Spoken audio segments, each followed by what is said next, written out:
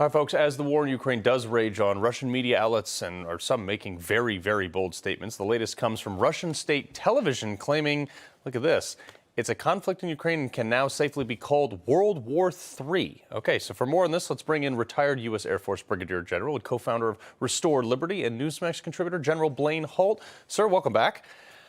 I got to ask you. Happy Easter. You as well. I got to ask, last night, Russian state television made an extremely bold, concerning declaration claiming that this war can now be called World War III. I mean, how seriously should we take this? Well, we should take it very seriously because those words did not come from an independent media or journalist. Those words came from Vladimir Putin himself. And so he's the one controlling state media. He's the one controlling the messaging. And that's very serious messaging. You know, the whole way through, Carl, we've talked about let's not do anything escalatory. Let's be careful about how much we provoke the Russians. But every step of the way, they are the ones who have been escalatory, ratcheting up crimes against civilians, war crimes.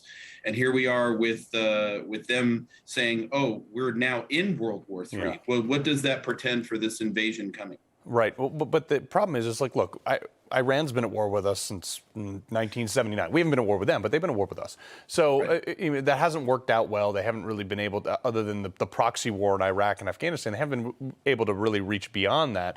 They've been a state sponsor of terror for a very long time. However, Russia has the same size economy as like a little bit bigger than Florida, I think. So. Right.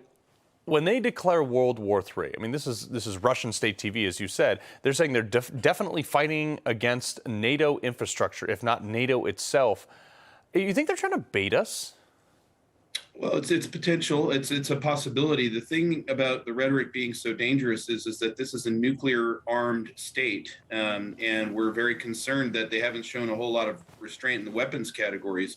Iran is a perfect example to bring up because, yes, they have been at war with us. We've just ignored that over the years, but they're not a nuclear weapon holder yet. How does that change when a state that since 1979 has said death to America, death to Israel, and then they have the ability to do something about it? Right. So I would say with Russia, we better be very focused that these are not trivial words. They're measured and they were put into the slipstream for a reason. Right. But you have to think about the notion that look, Vladimir Putin invaded Ukraine, non-NATO country, very limited munitions, very limited military compared to what they had. I mean, you want to go to war with NATO, Putin? I mean, look, we have 14 carrier battle groups. We can vaporize a building at the push of a button at will. We are not Ukraine, okay? NATO has, I mean, Ukraine, with all due respect, is an ant on the table of NATO. What is he thinking? Well, what he's thinking is he's looking at the weak leadership that the West is exhibiting and has exhibited every step of the way, from inefficient logistics to who's getting together for what summit and how are these messages coming. At the same time, you're exactly right. His military, who's probably not telling him the truth about what's going on the battlefield, is going into a buzzsaw called Western weapons. And right. I think that there's cognitive dissonance in the Russian camp about what a true clear picture of what they're facing looks like. Right. And that actually, sir, is what concerns me most, is the fact that the Russians might dive into a conflict that they don't know and force it. Look, yes.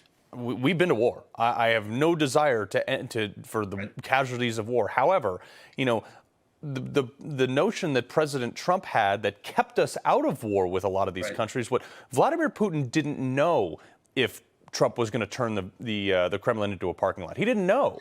And the potential for that is there. But is there any way, any de-escalation out of this to say, like, Putin, like, is it a military exercise where we show the sheer force of our Pacific fleet? I mean, is there anything we can do militarily to walk this back, much like we did in the Cold War, where we had to downgrade all of our offensives? Well, I think that politically, we need to show great visuals and solidarity amongst Western leaders. And when I say Western leaders, I mean from Washington, D.C. all the way to Tokyo, that there's very much closed ranks and little toleration. The sanctions, we need to go back at the sanctions that we've done and find out how they're being policed and what the effects are. And then in terms of militarily, we got to give the Ukrainians everything they need to end this right here in this country, because statements like that came out of Russia yesterday indicate global ambitions beyond Ukraine, regardless of what's happening on the ground. Yeah, that is crazy. It's almost like he's trying to save face by ratcheting it up as much as he does Putin, obviously. Yep. And here comes May 9th. Right. Here comes May 9th. Yeah, and the problem when you see that is, what is it doing to his people when we continue to ratchet up the sanctions? Because he's not missing out on his meals. Everybody else in his country is. So, General Blaine Holt, we appreciate you.